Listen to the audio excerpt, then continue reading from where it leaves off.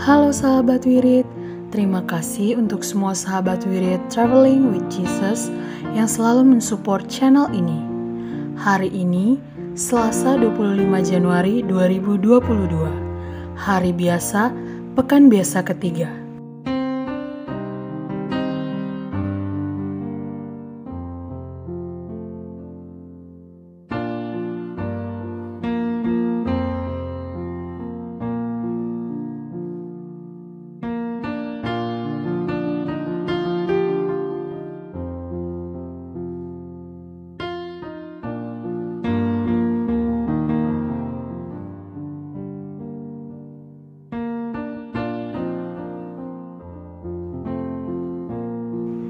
Jangan lupa subscribe, like, komen, juga share video ini karena dukungan dari sahabat Wirid bisa menambah semangat kami. Terima kasih. Demi nama Bapa dan Putra dan Roh Kudus. Amin. Datanglah ya Roh Kudus, datanglah dengan kekuatan hati Santa Perawan Maria yang tidak bernoda mempelaimu yang terkasih. Datanglah, bimbinglah kami, hiburlah kami. Katakan pada kami apa yang harus kami lakukan dan bantulah kami memahami kehendak Tuhan dalam hidup kami melalui firman-firman yang kami dengar hari ini. Amin. Bacaan liturgi Selasa 25 Januari 2022. Pesta bertobatnya Santo Paulus Rasul. Bacaan pertama. Bangunlah, berilah dirimu dibaptis, dan berserulah kepada nama Tuhan, maka dosa-dosamu dihapuskan. Bacaan dari Kisah Para Rasul. Pada waktu itu, Paulus membela diri di hadapan orang-orang Yahudi. Aku adalah orang Yahudi, lahir di Tarsus, di tanah Kilikia, tetapi dibesarkan di kota ini. Aku dididik dengan teliti di bawah pimpinan Gamaliel dalam hukum nenek moyang kita, sehingga aku menjadi seorang yang giat bekerja bagi Allah, sama seperti kamu semua pada waktu ini. Aku telah menganiaya pengikut-pengikut jalan Tuhan sampai mereka mati. Laki-laki dan perempuan kutangkap dan kuserahkan ke dalam penjara. Tentang hal itu, baik Imam Agung maupun majelis tua-tua dapat memberi kesaksian. Dari mereka aku telah membawa surat-surat untuk saudara-saudara di Damsyik, dan aku telah pergi ke sana untuk menangkap penganut-penganut jalan Tuhan yang ada di situ, dan membawa mereka ke Yerusalem untuk dihukum.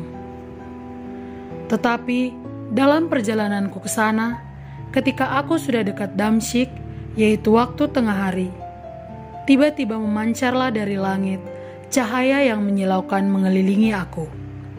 Maka rebalah aku ke tanah, dan aku mendengar suatu suara yang berkata kepadaku, "Saulus, Saulus, mengapa engkau menganiaya aku?" Jawabku, "Siapakah engkau, Tuhan?" Katanya, "Akulah Yesus, orang Nazaret yang kau aniaya itu." Mereka yang menyertai aku memang melihat cahaya itu, tetapi suara Dia yang berkata kepadaku tidak mereka dengar. Maka kataku, "Tuhan, apakah yang harus kuperbuat?" Kata Tuhan kepadaku, "Bangkitlah dan pergilah ke Damsyik. Di sana akan diberitahukan kepadamu segala sesuatu yang ditugaskan kepadamu." Sebab aku tidak dapat melihat oleh karena cahaya yang menyilaukan mata itu, maka kawan-kawan seperjalananku memegang tanganku dan menuntun aku ke Damsyik. Di situ ada seorang yang bernama Ananias, seorang saleh yang hidup menurut hukum Taurat, dan terkenal baik di antara semua orang Yahudi yang ada di situ. Ia datang berdiri di dekatku dan berkata, "Saulus, saudaraku, bukalah matamu dan melihatlah." Dan seketika itu juga aku melihat kembali dan menatap dia. Lalu katanya, Allah nenek moyang kita telah menetapkan engkau untuk mengetahui kehendak-Nya, untuk melihat yang benar, dan untuk mendengar suara yang keluar dari mulut-Nya. Sebab engkau harus menjadi saksinya terhadap semua orang tentang apa yang kau lihat dan kau dengar. Sekarang, mengapa engkau masih ragu-ragu? Bangunlah, berilah dirimu dibaptis, dan berserulah kepada nama Tuhan, maka dosa-dosamu dihapuskan. Demikianlah sabda Tuhan. Syukur kepada Allah.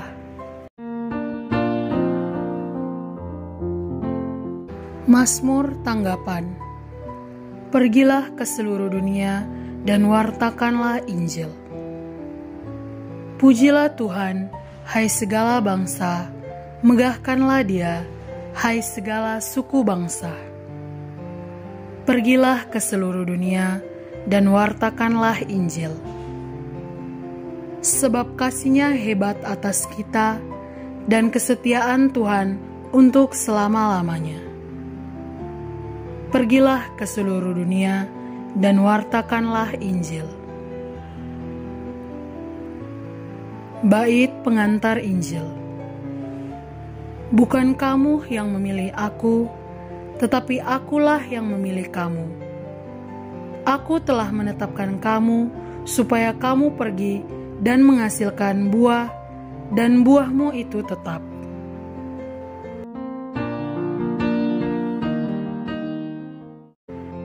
Pergilah ke seluruh dunia, beritakanlah Injil. Inilah Injil suci menurut Markus.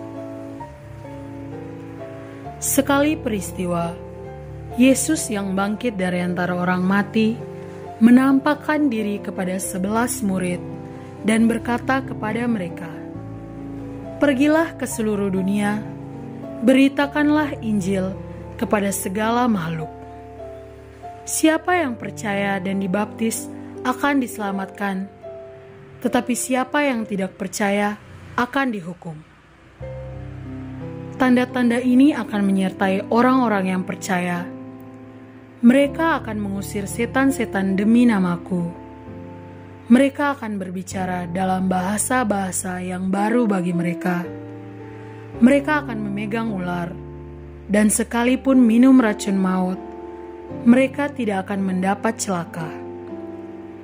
Mereka akan meletakkan tangannya di atas orang sakit, dan orang itu akan sembuh." Demikianlah sabda Tuhan. Terpujilah Kristus.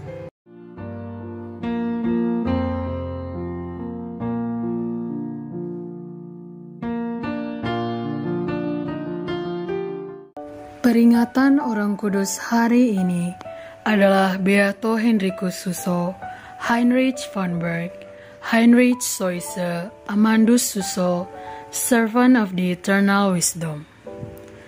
Beato Henricus Suso lahir di Überlingen, Konstanz, Jerman pada tanggal 21 Maret 1295 dan dibaptis dengan nama Heinrich von Berg. Ia berasal dari keluarga bangsawan Berg yang memerintah di Düsseldorf pada masa itu. Di kemudian hari, karena kerendahan hati dan karena kasihnya kepada sang ibu, Henricus memilih menggunakan marga ibunya, yaitu Suso, yang berasal dari kalangan rakyat biasa. Pada usia 13 tahun, ia masuk novisiat Ordo para Pengkhotbah atau Ordo Dominikan dan selama 5 tahun menjalani pendidikan hidup rohani.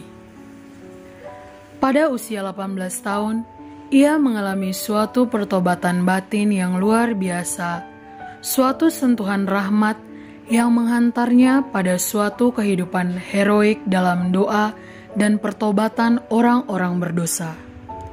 Setelah menyelesaikan studi teologinya di Konstanz, ia ditabiskan pada tahun 1324, lalu pergi ke Cologne untuk melanjutkan studinya di bawah bimbingan Meister Eckhart.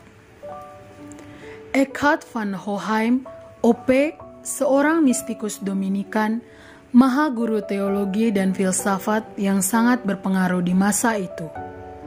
Eckhart sungguh mempengaruhi kehidupan rohani Henricus secara mendalam.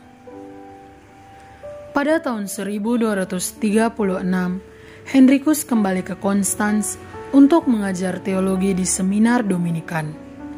Dalam kurun waktu itu, ia mulai banyak menulis buku tentang mistisisme. Dalam bukunya yang berjudul Buku Kecil Tentang Kebenaran, Suso memaparkan mistisisme secara teoritis dan dengan tegas membela ajaran gurunya Meister Eckhart. Dalam buku ini, ia menunjukkan kesetiaannya kepada Eckhart sekaligus berusaha membenarkan dirinya kepada tuduhan-tuduhan yang diberikan kepadanya. Dalam bukunya, Buku Kecil Tentang Kebijaksanaan Abadi, buku ini kelak disebut sebagai karya terindah dalam mistisisme Kristen Jerman. Henricus menuliskan percakapan-percakapan rohaninya dengan Kristus. Buku ini penuh dengan devosi kepada luka-luka Yesus, kepada nama Yesus, kepada Maria, dan kepada Ekaristi.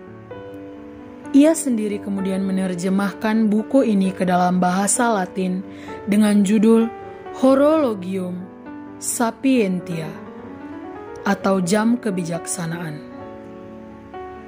Dalam bukunya yang berjudul Kehidupan, Suso menuliskan percakapan-percakapan rohani dengan muridnya Elisabeth Stagel.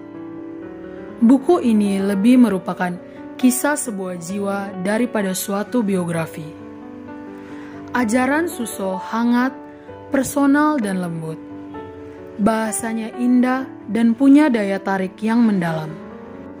Dari tahun 1335, Henricus Suso membaktikan seluruh hidupnya dalam karya pewartaan sabda dan bimbingan rohani kepada umat rohaniwan dan rohaniwati. Dalam karyanya, ia banyak dibantu oleh sahabat-sahabatnya sesama murid Meister Eckhart, Johannes Tauler dan Henry Nottlingen. Karena bakat dan pengalamannya ini, ia diangkat menjadi pemimpin serikat sahabat-sahabat Allah, sebuah serikat religius yang terdiri dari kaum rohaniwan dan awam untuk mendalami bentuk-bentuk kehidupan rohani yang lebih tinggi. Pada tahun 1343, Henricus dipilih menjadi pemimpin Ordo Dominikan di Konstans. 7 tahun kemudian, ia dikirim ke Ulm dan menjadi pembimbing rohani bagi umat rohaniwan dan rohaniwati di sana. Di sanalah ia mengembuskan nafasnya yang terakhir pada tanggal 25 Januari 1366.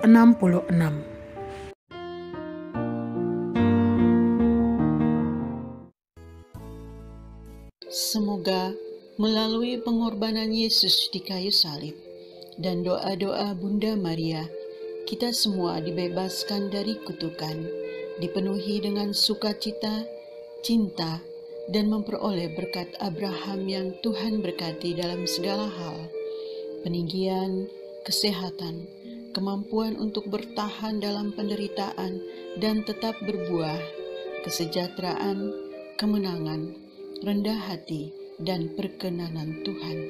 Amin. Saudara-saudari, para sahabat Weary Traveling with Jesus, marilah kita memohon berkat Tuhan untuk kita semua.